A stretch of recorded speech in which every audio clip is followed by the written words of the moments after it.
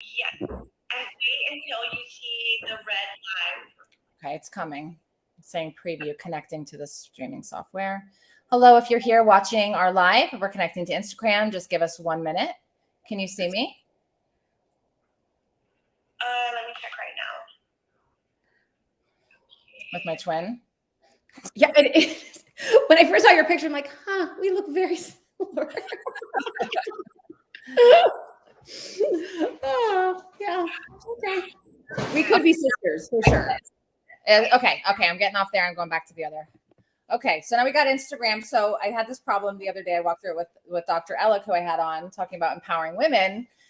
And we had to start all over like twice. So thank God we went through that together. So hi, I'm Amelia Marino. Welcome to Recovery Solutions. And I have Braunwyn here with me. Hello, everyone. Taking the time. I just kind of reached out to you. I've been following you, your mother, your wife, your journey in recovery. I actually don't know it before. But I've aligned with you just in so many ways. And, we had a conversation and now we realize we look alike. So can you introduce yourself? Sober sisters. 100. Do you want me to add you on the Instagram one? I'll have to go on and actually add you. Yeah. I mean, if you tell me how to do it, I can do it. If you go on to mine right now and look at it. Okay. Add you to it from there, I believe. Like add you so it'll show in your feed too. Okay. If you know how to do it, do it. I don't. Okay. Wait, do you see? You go and click on my profile and see that I'm live. Okay. And maybe request to join. Okay, I'm gonna click on you. I see you. Let me see if that works. Maybe it won't let me do this. Maybe I'm really trying to go too far into the technology. See, if we were drinking, we couldn't do this. We would figure it out. Okay. We would give up. Okay, I'll just tag you in it after. Okay. Did share video? No, that's wrong.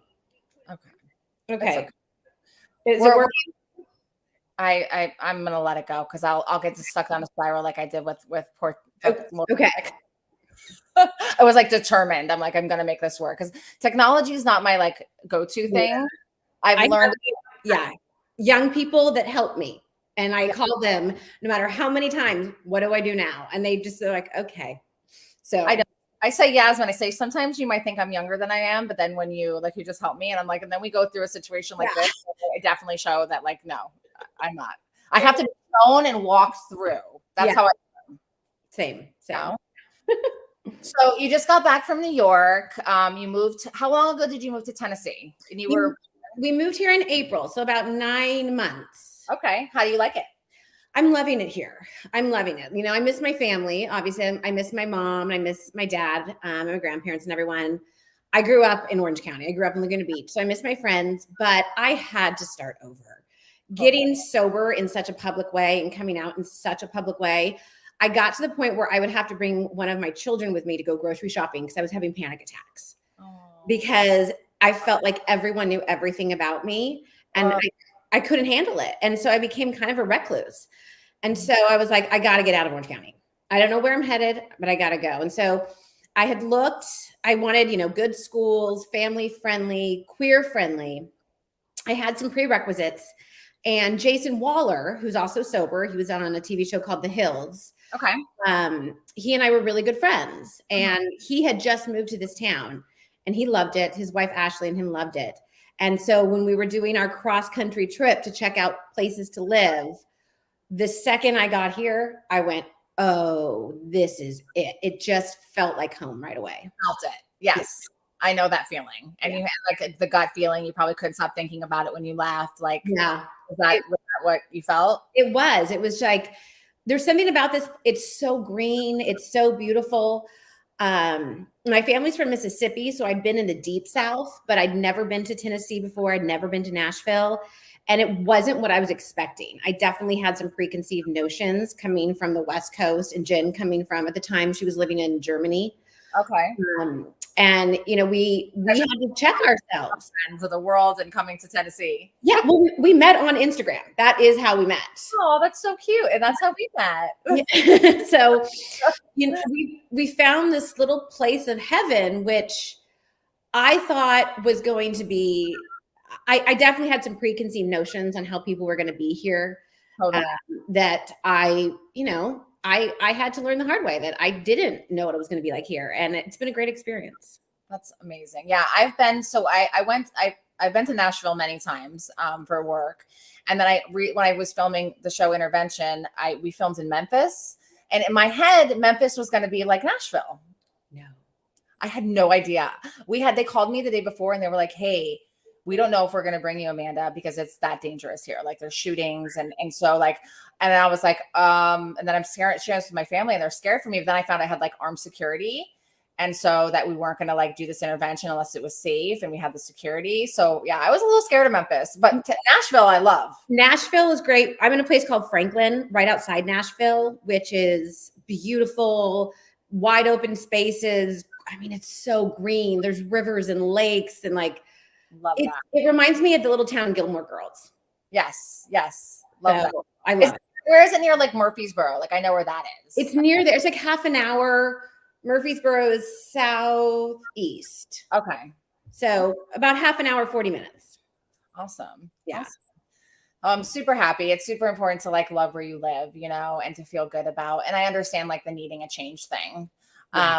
So we shared a little bit on the phone and of course, like talk about whatever you're comfortable sharing. Like I've only known of you from Instagram and from following you as a sober woman, an advocate for, the LGBTQ community. And like I shared with you, like my upbringing, I was raised by, my godmother and my aunt were together for 30 years and protesting for them and helping like all these things, like navigating, like I'm talking 20 years ago when it was even like, Right. I remember saying to you, can you believe we're still doing this? Like, yes, we're still doing this. One thing about me is I share everything. Like that is my greatest gift and my biggest flaw. Yes. I have no filter. So yeah, it all comes out. TMI. Yeah. That's definitely me. Hold on. Okay. So you've been you're in recovery. You're an advocate for a number of things. Can you share with me kind of like what propelled you on that journey and like just like a little bit of wherever it leads you? So I have, from the time I was 14, drank till I puked. I mean, that was it. From the first time I had a beer at the age of 14, I never drank in moderation and I never had just one drink. I didn't realize it was problematic until I was older. Because when you're a teenager, everyone kind of is in hot mess. And then I had babies really young. And when I was pregnant and nursing, I never drank. How old were you? You had your first child? 22. I got pregnant. I just turned 22. So I was 24 with Merrick. You know? You don't do anything then. You're still a child. Yeah. And a lot of people, even if you're an alcoholic, you don't drink when you're pregnant. And when I was doing the show, a lot of people didn't believe that, but it's actually very common for women to not drink when they're pregnant. I didn't either, but did you plot? Like I literally had my parents bring champagne to stick in the hospital.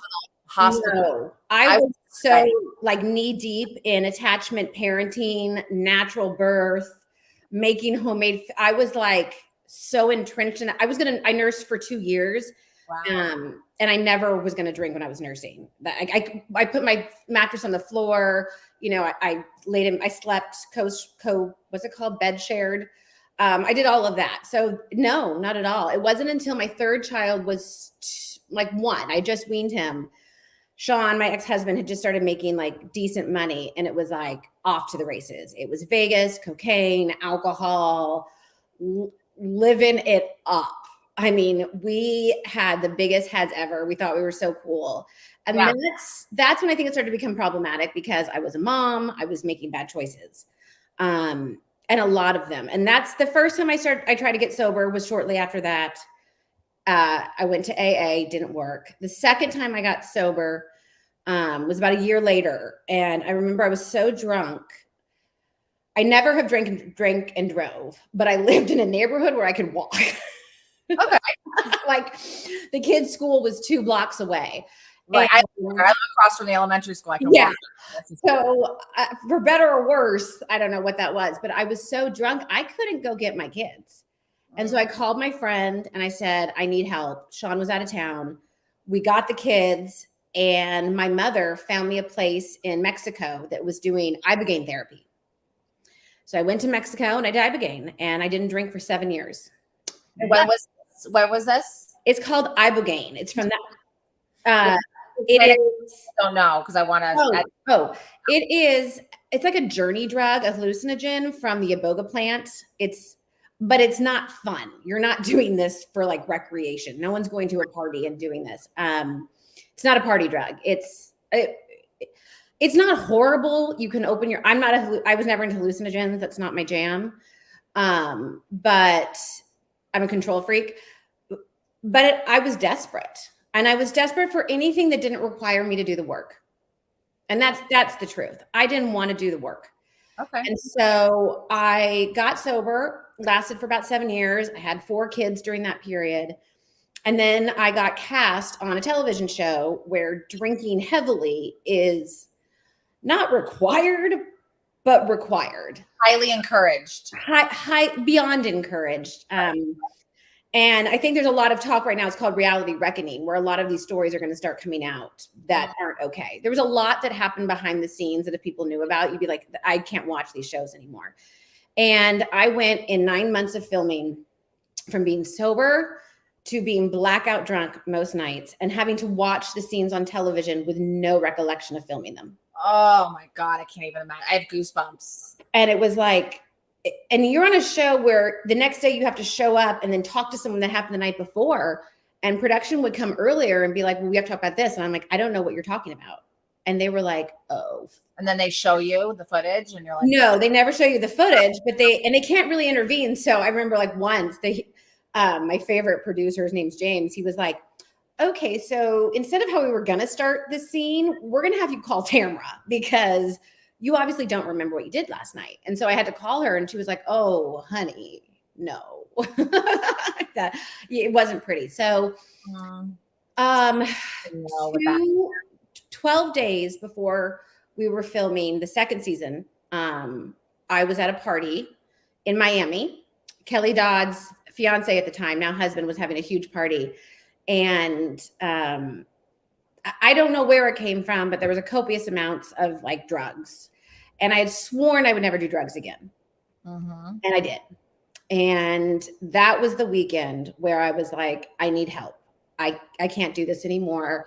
And I had my last drink, and that was January 30th, 2020. Good for you, mama. And I met with the producers 2 days later, and I told them not the truth. I said I was on a cleanse. Okay. And then I called Captain Sandy. She's on a show called Below Deck. Yes. And she'd been sober at that time 30 years. And I said, I don't know what to do. And she said something that changed the trajectory of my life, which is, you had no problem getting drunk on camera. Why are you having such a hard time getting sober? It's because then you'll be accountable. And I hung up the phone with her. I called my producer. I said, I'm an alcoholic, and I've never looked back. And I'm so grateful because that accountability has kept me sober through some hard ass times. Like, I can't let people down. And it made me have to do the work because I was scared. Yeah. I don't know about you, but like that terrified. Was like, not even was, it still is awful sometimes. I'm not even through it. That's its own trauma. Like I would imagine you went through some kind of your own version of trauma before this whole sobriety thing, but that's traumatic to go through that in a public way. Like, we already guilt and shame ourselves as mothers with this disease, and add in like the public thing. Like I say, like I was in entertainment when I was younger, and I say if I would have kept going on that path at that time, it would have killed me. Like if I would have gotten more successful, the way that I rolled, like I would have died because I had so much shame just by being a mother that used with my 18-month-old son. I think if I hadn't gotten sober right before the pandemic, because it was January, pandemic started March. I think if I was drinking through the pandemic, I would have died. Like I know I would have. Yeah. I want to just say hello to some of the people that are on here. So Dawn Nickel, have you ever heard of She Recovers? Yeah. Okay. Yeah. So Dawn Nickel's the founder. Oh, hi Dawn. 4 years next week. Congratulations. She said, hello, remarkable women. I drank when I was pregnant. Thank you for that openness, Dawn. And then she said, love Captain Sandy. Yeah. So Dawn is remarkable. Like it's, a great, if you're kind of lost in your journey or you've done certain things that don't work, like She Recovers is an awesome option for people. They've did so many different niches. So and that's what I love. I think a lot of people ask me what I do, and I'm always very hesitant to say what I do because it's not going to work for you. We all have our different paths. And I don't want to say you have to do this program or you do this, or what is going to work for you, and do that, Yes. She's pathways and pathways. Yes. And so like I was born and raised since 2007 in 12 step, right? That's like what I had been introduced to since I was 14. I was, first in my first program at 14, 15 and juvenile detention center at 16, like I had this really rough, adolescent years, like my poor family. And so by the time I was 26, I had kind of like done everything. And I knew that I found my Aunt Carol passed away in her bed from the disease of alcoholism while I was sober for a short time. I went in her house, saw her, blew through the window, ended up taking her pills with her dead body there, which is horrific. And I ended up getting worse in my addiction, but she left me some money. And I used that money to go to treatment. And I knew that she believed in like 12 step for me and believed in AA and all that stuff. So I went gung ho and all that for many years. And now I have this business. I did marketing and stuff like that for treatment programs for a number of years. I've been in behavioral health for 10. And when I started doing what I do now, having my own business and working with families and like trust funds and high net worth families and in their homes and doing really creative services, it changed my vision of recovery and certain things I've gone through in my own journey. Like, I'm not going to tell someone that they're not good enough, they're not doing things right or whatever, because it's not exactly what I did. And I meet people where they are. You said something when we were talking beforehand, not here, but you said something how I mentioned something about relapsing and you used a different word. You said something that reframed it in such a great way. Yeah, I don't look at it like you lose everything if you pick back up. Like it's part of the journey. Like it's not like you start fresh. Like sometimes it's a bump in the road and it's what you need to get better. I'm not saying like like you said, I'm not recommending those things to anybody, but like this shame-based model that like if you're on a kind of medication or if you go to She Recovers instead of a 12-step, or if you go to therapy and go to religion, or you're into nature and meditation, natural, like whatever it is, like I don't care. As long as you are happy, alive, and like getting better and on a path of healing, like I don't care what the heck you do. And I've learned so much of that in the work that I do, because every person and every family I meet with is completely different, and I cannot treat them like they're the one I worked with before. I love 12 steps. They have saved my life when I needed them, and the people are great. Especially if I'm going through something, there's someone there that's gone through it. Totally. But it's the same kind of thing. I don't want anyone to not get sober because they don't want to do that. It's like, okay, let's find a new way. Absolutely. Yeah. So, hey, I still go to meetings. I still participate in all of that stuff. Like I love it for me. But I also do a lot of other things in addition to. But again, like there's a part of me that's kind of had this little internal struggle that I've been processing with people of like, I still love it, but I don't like some of the things, that happen to some of the people in it. And that's the part where I don't align. So it's kind of like one of those things, like take what you need and leave the rest. But like, I try to give that message of like non-shame. Like if a friend of mine relapses, or like someone in my profession uses, like I want to be a safe space for them to come to and know that they can tell me, and I'm not going to tell them they're awful or gossip about and not judge them. I think there can be a lot of judgment in the recovery community. And it's so important to find people that aren't going to judge you. Exactly. I mean, listen, we're all works in progress. Like we're all just trying to get better and be happy and have healing, like with the craziness that goes on in this world, and everyone's just doing the best with what they have, and if they're on a journey and seeking, like, yes, 12-step programs are incredible. She Recovers is incredible, but like there's something for you out there, and you get to figure that out with support. Listen to some other people, I was thinking like, God, I just want to be happy. And I'm like, wait, no, I don't even want to be happy. I just want to be at peace. At peace. Like, I don't even need happiness. That's not sustainable. I want to be at peace. Yes. Peace is priceless. Yeah. I think after so many years of, I'm sure this has happened to you. So I started DBT therapy. I was already in talk therapy. I have a psychiatrist, and then I went to DBT, and I was giving her just the background, and she just looked at me and she's like, wait, what? She's like, how are you still sober? And I was like, oh yeah, I guess it is a lot. I'm so used to the chaos that now I'm at a point in my life and I'm like, I just want peace. Like that's it. Peace. Yes, no, and that's Tennessee vibes. That's what I feel when I think of peace, like just like you said, these rivers and the woods, and especially with all the things you've gone through, you know? Yeah. Tennessee lends itself to peace. The people here, I will say, you know, there's a lot of, is it red? Is it blue? And I'm like, it's really like you do you, a libertarian kind of outlook here. It's like, I don't care who's in your bed. I don't care what you do at night. Keep your, your lawn cut and bring your trash cans in. Like Simple. Right. Yeah.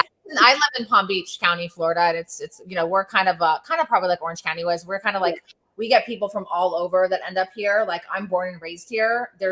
Nobody really in my close circle is born and raised here. Everyone's from somewhere else. Right. We're kind of a mishmash, and everything you hear crazy story on the news or something is Florida person, Florida man, Florida woman, and I'm like, oh my God, I'm so embarrassed to be from Florida. Like, well, we lived in Miami. I lived there for quite a while.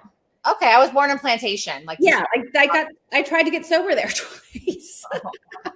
I've been in Miami twice last week because I live, like an hour north, and this time of year and season is super hard for me to get in and out of Miami. And like I've had to go so much. I keep getting clients in Miami, and I'm like, oh my God, more. I just have to embrace it. It's actually one of the reasons we moved, because during Basel and the boat show, it could take me 2 hours to go 5 miles, and I had to get my kids to like dance and school and whatever. And I was like, I can't do this anymore. Yeah. It got to the point where I would just hang out at the Soho house for 6 hours and wait for them to get out of school because the traffic was so bad. I'm like, I hate this. I want to go home. Yeah. So you've lived in Franklin or the Tennessee area since April. So like you moved there, you and your wife met and you all fell in love. And can you share a little bit about like meeting her and kind of like the beginning of your relationship? Is she supportive of your recovery journey? Did she have in transition? Like, tell me about that. So the funniest thing about Jen is she started following me because my ex-girlfriend, she knew my ex-girlfriend. Okay. And she knew that she was crazy, and she hated me on the show. She had watched the show and couldn't stand me. And so it was the pandemic. She's like, well, this is going to be a train wreck and I'm bored, so I'm going to watch it.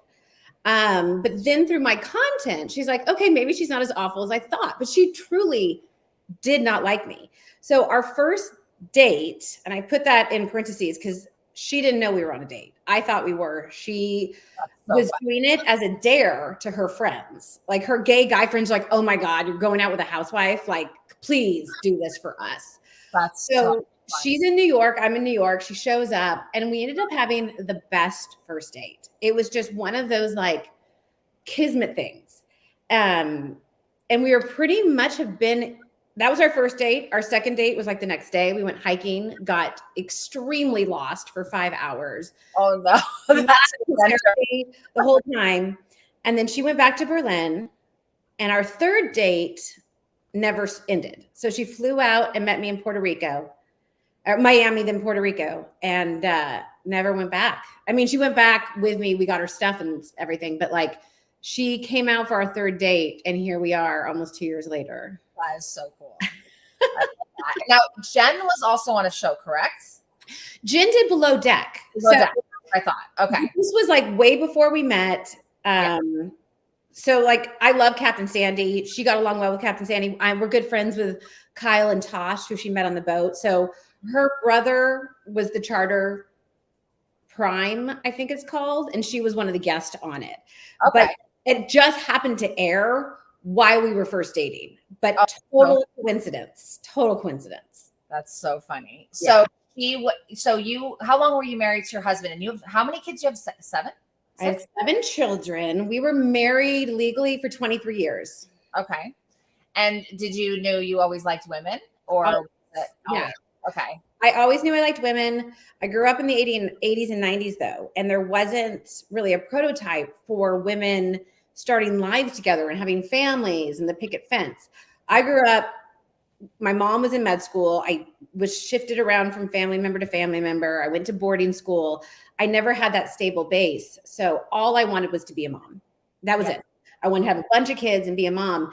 And that wasn't something that gay women were doing back then. I don't think IVF, if it was around, it wasn't common. Yeah, women. I know like I shared like thinking of what a pioneer my godmother was, but like thinking that wasn't a thing back then. Like No. that's And why she loved me so much, because like I was like the kid she couldn't have. Like she took me every single weekend to do something, every birthday on a huge trip, like all of these different things. So it wasn't a thing like it is now. Like you didn't have families. Like it was, and it just wasn't, there was no representation.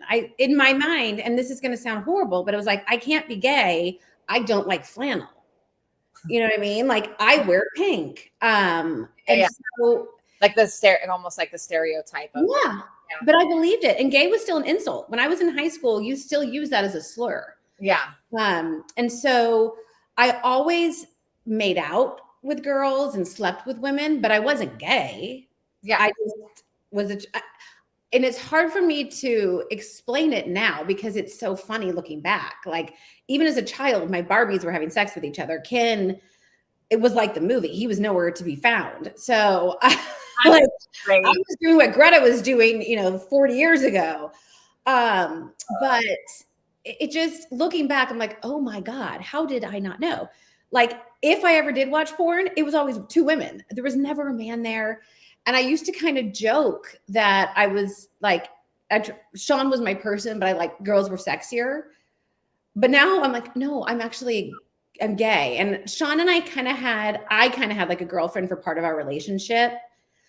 It wasn't a shock to anyone that knew me well. Right. Right. Like people that knew you. Yeah. Cause they knew I'd had this one girlfriend for like over a year. That was kind of a part of our family. But that was like before even no one was talking about polyamory or there was just so much that we didn't have words for. Right. And that we kept quiet because God forbid anyone knew that. Now there's whole worlds out there, but this is pre-internet. So I'm old.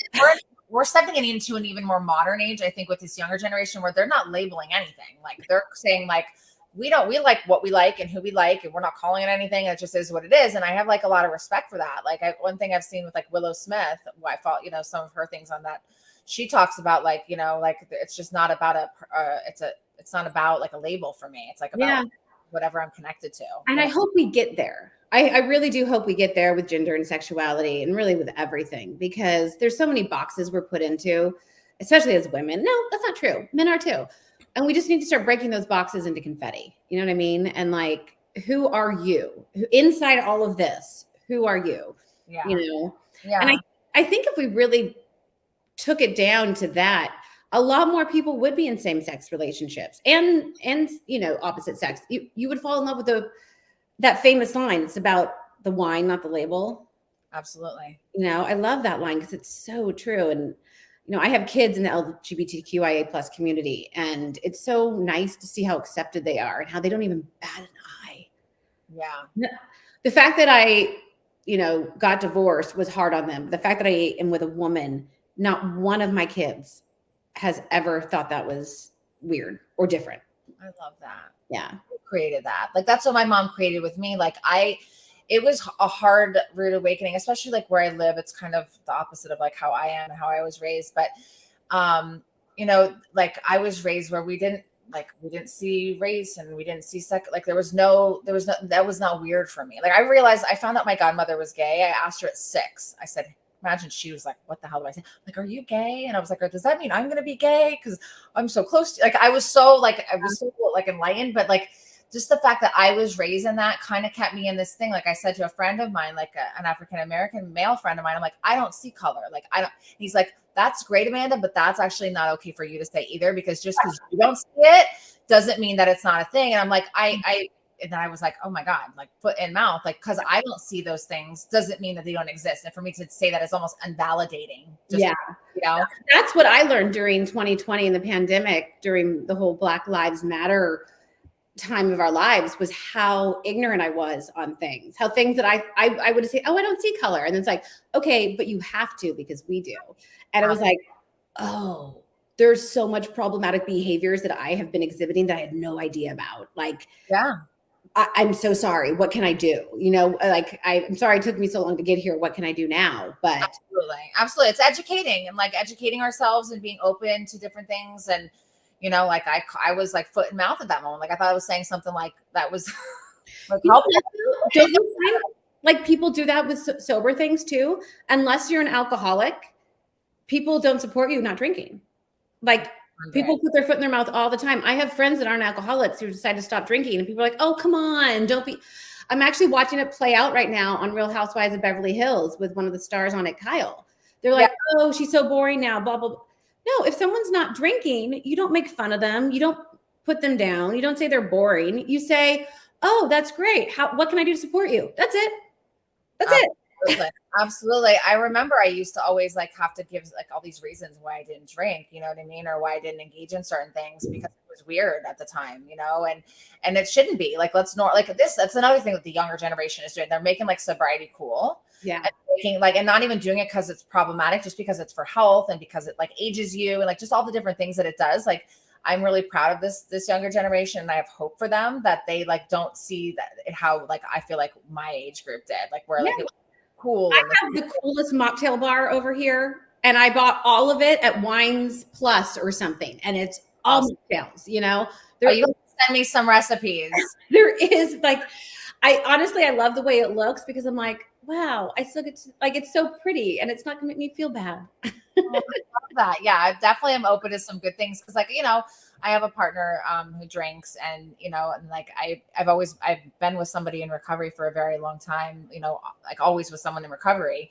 So to be with someone that drinks, this is my first experience in the past year and a half. You know, in my whole 17 years. You know, so it's been an experience. So like, I mean, Nina, I've only seen him like tipsy, if you know, I mean, he's very like super normal drinker. That's how Jen is. It's so weird to be with someone that drinks normally.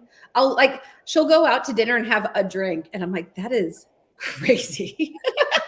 Like, because I've never like one. And so how do you feel now? Like, do you have some overwhelming urge for another one that's all consuming? She's like, no. I'm like, that's nice.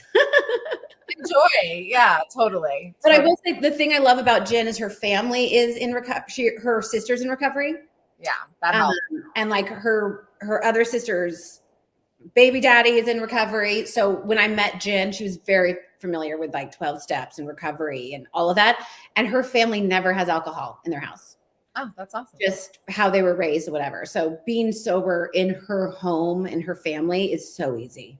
It's normalized, even though it should be normalized. But yeah, no, I used to, I mean, I was like so scared early on that like I would just tell everybody that I was in recovery. Then I started to be them a little bit more. I mean, I'll still tell anybody. I'm very proud of it. But like, I would be like, hi, I'm Amanda. I'm sober. I don't drink. Like, I felt like scared. Like if I didn't put that up, that I was going to be put in a weird position, that somebody was going to make me feel uncomfortable. So let's normalize not making anyone feel uncomfortable or have to justify if they don't do something. Like, I talk about it all the time. And it's amazing how many random people I have connected with, like the woman at the checkout counter. Oh yeah, I'm an alcoholic. I've been sober for 4 years. And then it'll lead to a conversation where they need help or whatever. And they'll DM me. And I'm like, I put it out there to so many people. And it's interesting. Teachers from my kids' school have gotten sober because they knew to call me at 10:30 at night because they didn't know what to do. And even if I didn't know them that well, or some random school dad, I need help. I'm like, okay, you know. And that to me is such the beauty of breaking down that stereotype and those barriers. Like, look how cute we are. And we're alcoholics, or I'm an alcoholic. I don't know how you identify, but you know, like, yeah, like alcoholics are cute. like 10 years ago, I started to talk about being a woman in recovery and a professional because I was starting to work in behavioral health and being sober.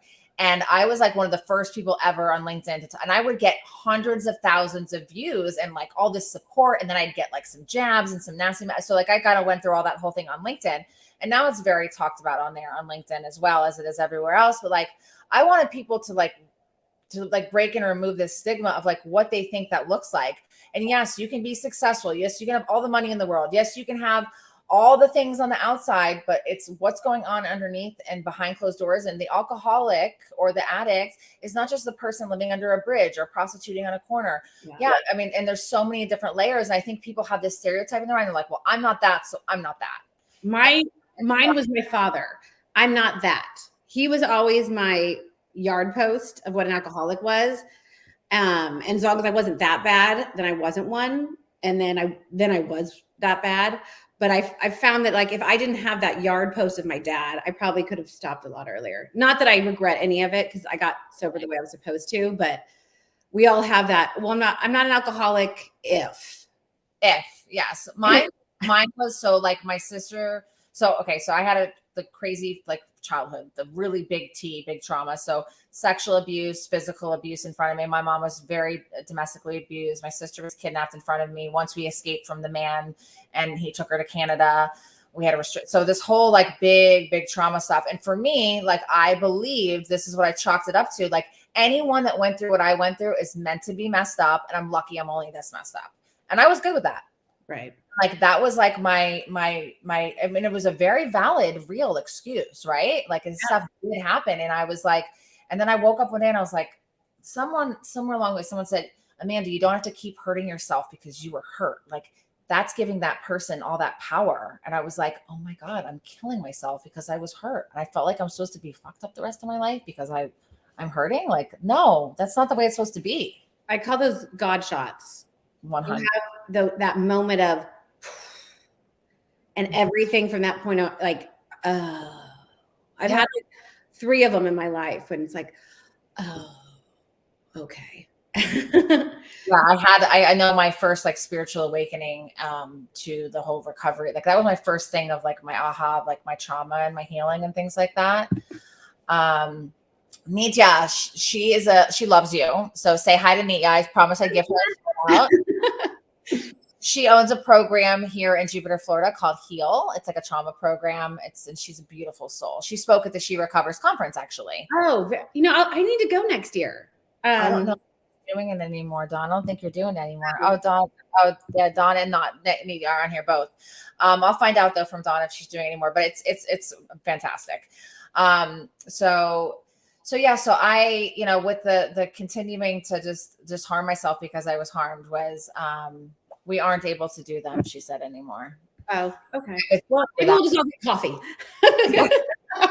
That works. She's struggling nonprofit over here. I get that. I had a nonprofit for a while that sent women in recovery to college. I had lost a best friend from childhood to an overdose, and that's a whole like you think. I thought like when I went into it, I had no idea, I had no experience with any of this stuff. I thought starting a nonprofit was just like this passion project. It's literally starting a business, and and you have to be really careful with who you put on your board and who you trust with things. So I had a whole learning. That's what Jen does for a living. She works for nonprofits. She was a grant writer for a long time. Now she does copywriting, but she's worked for many nonprofits. I didn't understand a lot of it.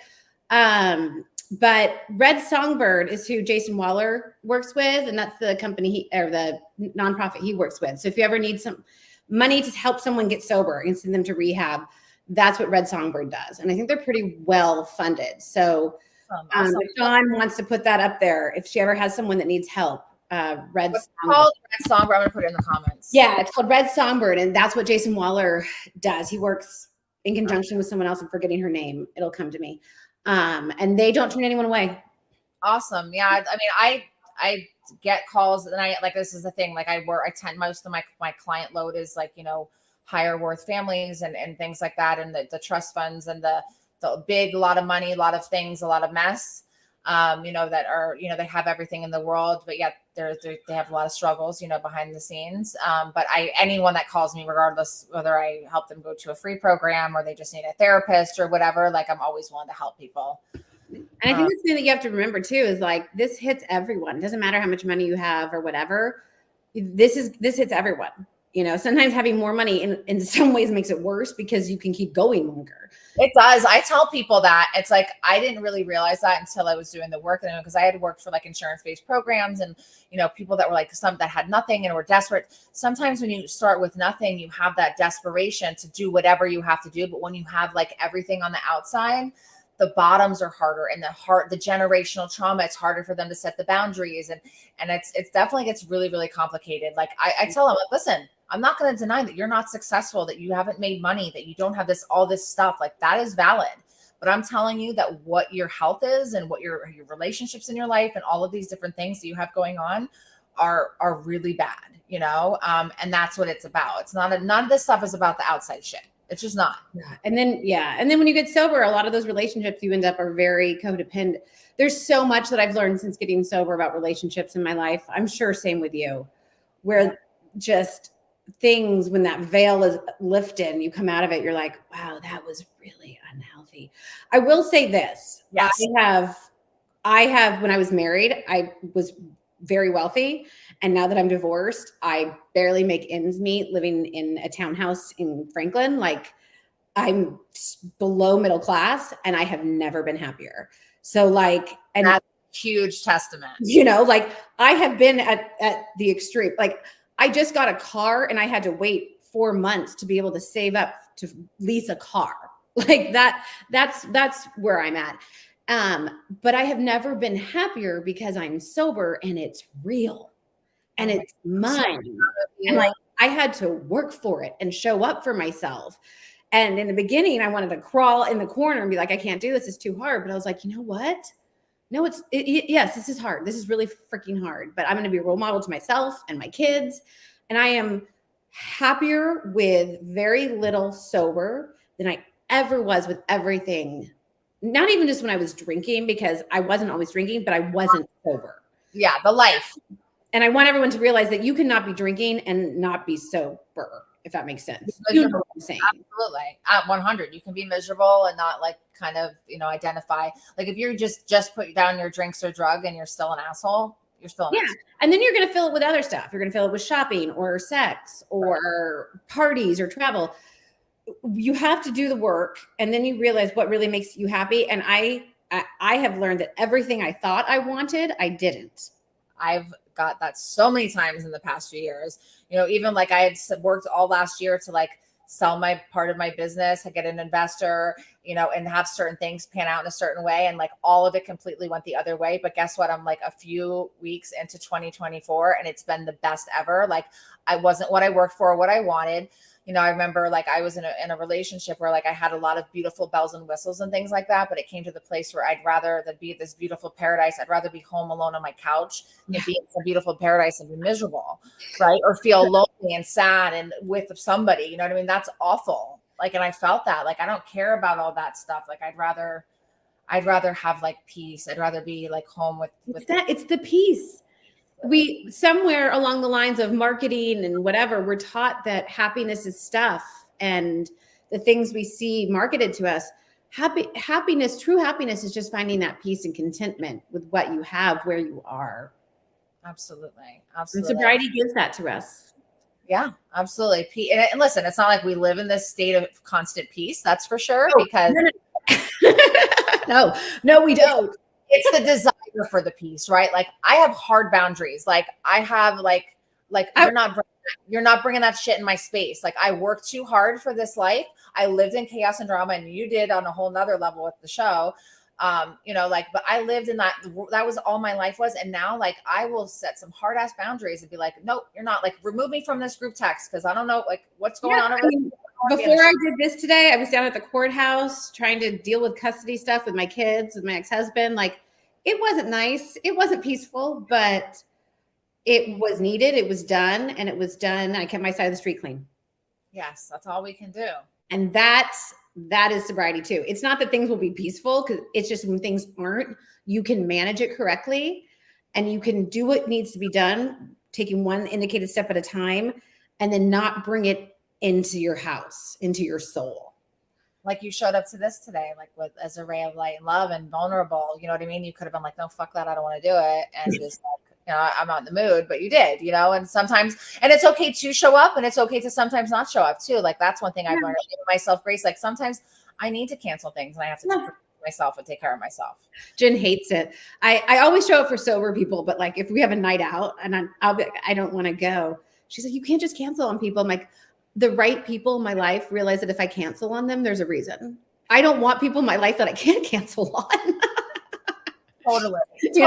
If I don't want to go out to a bar with you tonight, I'm not going. There's a reason. Yeah. I'm not space for it. Yeah. Like I sometimes, that's what I tell my boyfriend, like, let me know like what, like I'm getting into, and like that I make sure I have an out. Like I want to have my car, or if we go somewhere, or if we're like, we went to a wedding, and I planned it like as if there was going to be all these things I needed to. Like I'm like, babe, if I disappear to the room, it's just kind of me taking care of myself.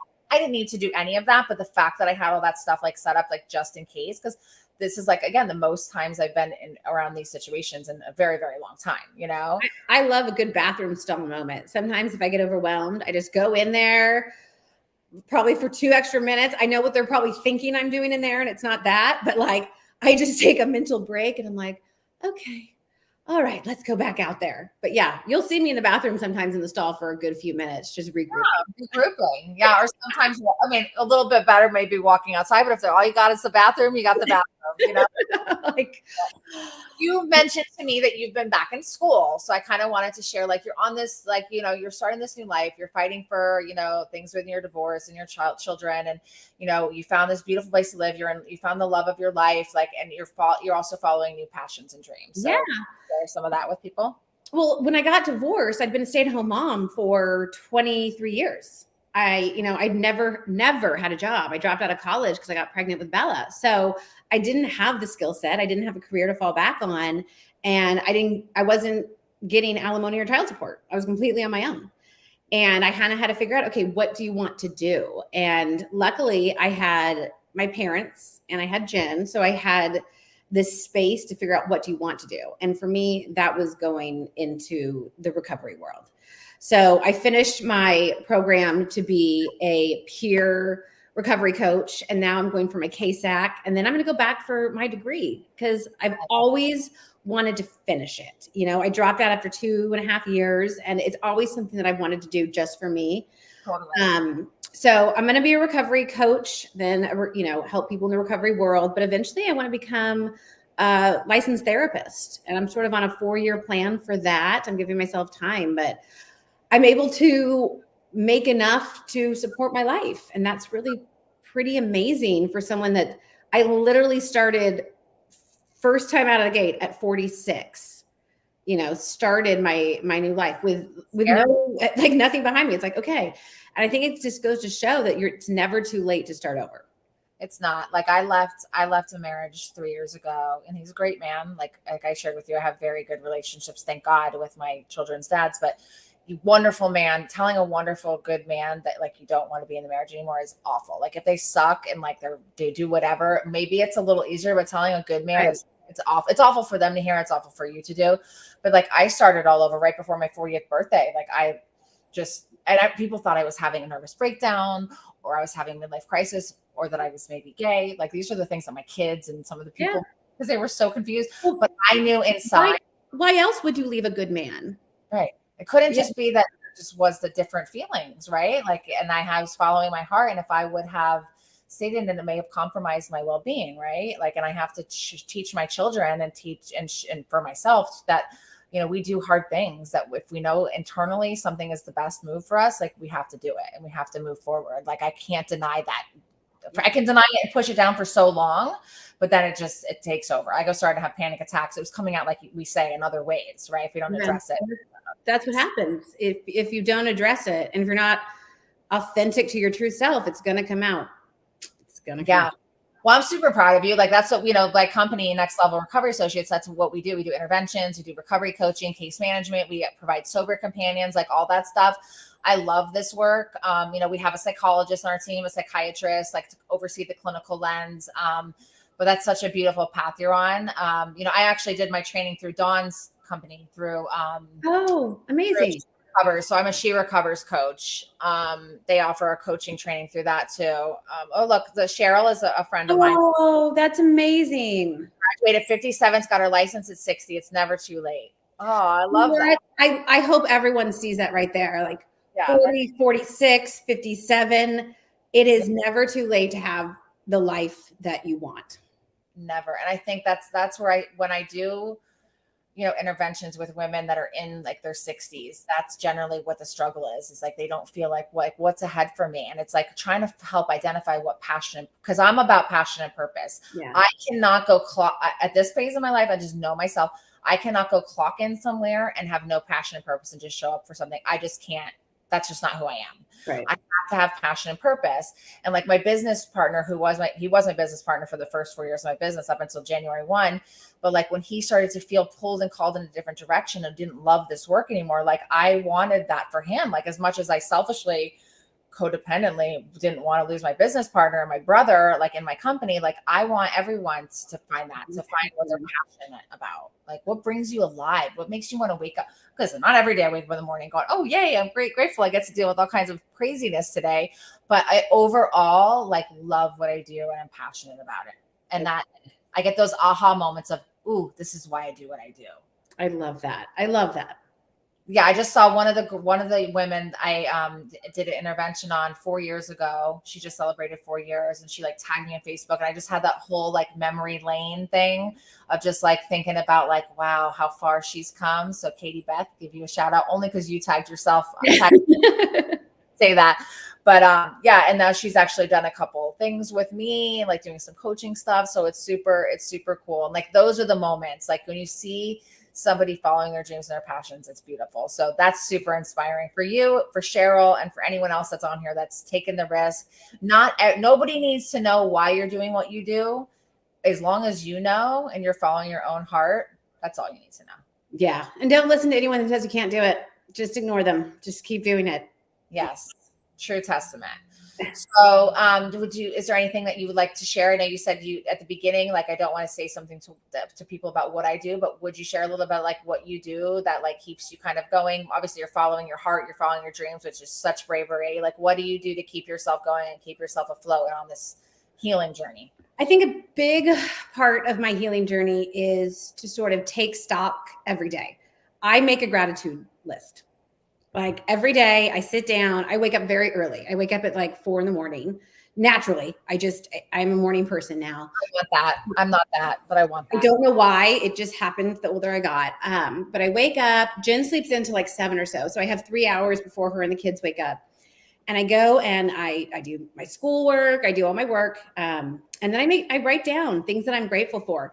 And it's not a lot, but it does sort of reframe me for the rest of the day. I've also have started to learn that I have triggers. I have trauma triggers. And what do you do when you're triggered? This is why you have them. What are you going to do differently? And I found that just breathing, we call it the 6-minute rule. Jen set it up for me. Has been really helpful in not reacting, to realize, okay, this is why you're reacting, but what are we going to do differently? And so I think that's what's really started helping me recently. Living in gratitude, realizing that these triggers are not insurmountable. And then I think just staying accountable and playing it through.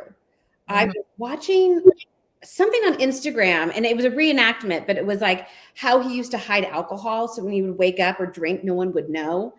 And it was about waking up in the morning with the shakes. And sometimes you forget those moments. At least I have, the waking up with the shake moments.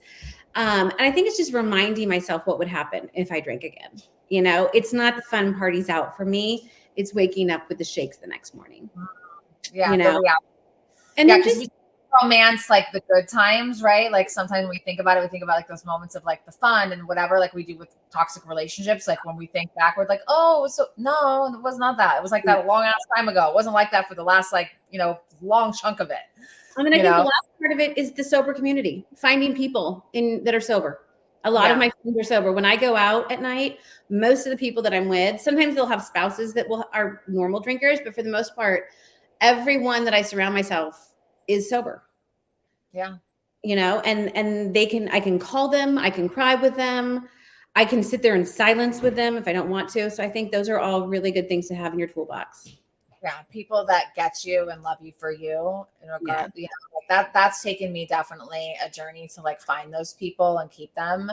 I went, with relationships, kissed a few frogs, just like with friendships. But I feel like now at this point I have like really solid people, and I'm a very open-hearted person. I tend to let too many people in, but like my therapist has taught me, like, make people earn that shit. Don't just give all that gold away to not everyone has the same intentions as you, but like finding your people, finding your tribe, Sure. So is there anything that you would like to say to anybody that kind of like close this off? I want to thank you first for, coming on, for just being so open and willing. If there's anything I can do to support you on your recovery coaching journey, like have your back fully. Yeah, I'm definitely going to reach out to you for some advice when this is over. Yeah, I think that you just the way, like, you're going to be a beautiful therapist. You're going to be a great coach. Like, I think that, like, just by connecting with you, like, I got goosebumps when you were saying that about you want to be a licensed. Like, I love that for you. It's super inspiring, to know that somebody else has done like the ballsy, brave shit I have. And you've done it in your way that I'm just so blown away by some of the things you've made decisions to do to follow your heart and your dreams. Not many people do that shit. They're too scared. I think if I want to leave anyone with one last thing, it's like, if you're thinking about getting sober, if you're just not drinking for 2 weeks or a month or two, every now and then, you're doing the hardest part over and over and over, and you're never getting to the good part. So just stick with it. Give yourself 6 months, give yourself a year, because if you keep just doing that beginning part over and over, you're never going to get to the good part. I love that. And like we said, I think we both shared a bit, like, the no shame, like, don't shame yourself. Don't be hard on yourself. Like, give yourself a break. Yeah. Hard on ourselves. So how can people find you? Through Instagram is Instagram is my name, Braunwyn Windham. And honestly, that's all I'm on anymore. I've gotten very small. I'm not on Facebook. I got off Twitter or X or whatever. I'm probably going to start a LinkedIn now that I'm working. I never had a reason to have one before. But yeah, for now I'm just on Instagram. And if you are thinking about getting sober, if you need someone to listen, I answer my DMs. I take time every day, about half an hour a day, and I will go through them and I will answer them. If I don't get to it today, I will tomorrow, but I will hold your hand through those first few days if you need someone. And you legit do, because like when you responded to me as fast as you did, I was kind of shocked. And I was like, oh, cool. Anyone in recovery, anyone that's like that wants to, I'm here, 100%. I'm here to get you to the other side. Absolutely. Same. It's a beautiful thing to have been like the biggest mess in my town, to like the person that everyone I grew up with comes to help them and their loved ones. Like, that is one of my most favorite things in this world. Yeah. Yeah. Like, at least I could have done before 30, but now is the one that people reach out to when they need to help their loved ones. Yeah. Bad for making me that person. Reach out to either one of us if you ever need anything, and like, if you want help with LinkedIn, I got that whole thing mastered too. I'll help you with all that. Like, I love to help women in this way, like help them with help themselves. Yeah. With LinkedIn. A lot of my friends that are psychologists or attorneys that like don't do this whole social media thing, like, I go to their office and help them make their first live video, and then they're doing it all by themselves after that. Just like a little, like, sometimes you just need someone to like help you or walk with you, like we did live. I'm definitely going to reach out because I need some nudging. Totally. All right. Well, one thing, your family, I want to say, your mother and you have like the most sick genetics. Like, you ladies don't age. You don't look like you had 7 kids. I just have to say that. Like, your mom is. Have you seen my grandma too? My 90-year-old grandma? No. Okay, go to my mom's page or mine. I mean, she's still rocking it out at the drag shows. Your mom and your dad are absolutely stunning. Are just beautiful people. You and Jen are just beautiful. And I know that it's pure. It's not like fluff bullshit that I'm seeing. Like, I know that what I'm connecting to on your pages is legit and real. So, just thank you for what you put out in the world, and thank you for being you. Thank you. Yes, lots of love. Bye.